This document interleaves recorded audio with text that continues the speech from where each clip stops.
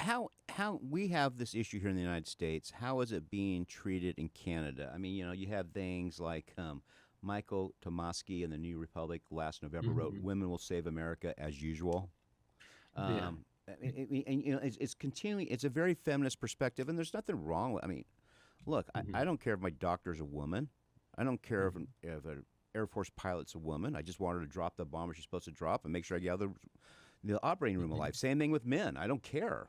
But what? Hmm. Why do you think is behind this push that white men are just toxic? I mean, didn't that idiot from Texas, Congresswoman Crockett, say that this week? Yeah. I think there, I think it's sort of a case of a pendulum swinging too far. I think in the 50s and 60s, people were trying to advocate for more equality for women, and there were a lot of successful inroads that were made, and that was really amazing. Women have far better lives than they did 50 years ago, and men are the benefits of it, and I think society is the benefit of it. But I think now we've gotten to a point where that pendulum sort of didn't hit a middle ground, and it's to the point now where as you see, like a lot of female writers openly say stuff which guys would never be able to write or openly express in the No, reverse case. I would no. never be able to write that in the New York Times or Washington Post.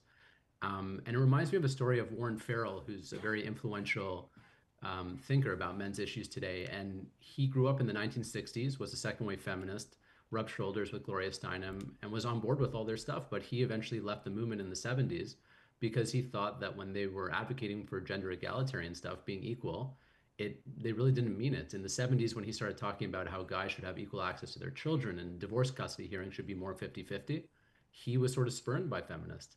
And he sort of didn't understand why that was happening because if you truly believe that men and women are equal and we should have equal access to children, for instance, why would you be opposed to that? So I think it ditched egalitarianism and became more about just sort of singularly advocating for one gender over another.